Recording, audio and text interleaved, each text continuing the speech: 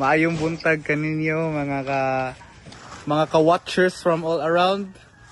Karon naa kita diri sa Lunang kay mamulong ta diri ag dahon sa saging karon dili mga tumba.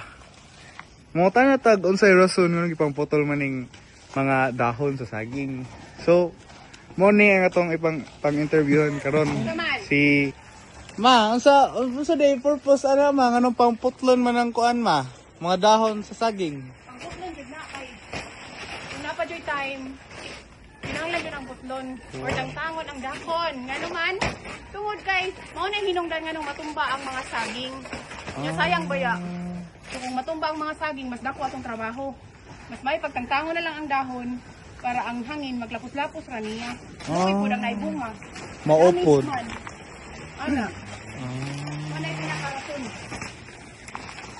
So mao kini ang purpose di ay sa pagputol sa saging kay arong in case nga mukusog ag hangin diri sa inyuhang panimalay tapos dagko nag mga saging unjaog mo kusog jud man napay dahon nag saging mapalid man jud. So dili gajud kalikayan ang matumba ng kahoy.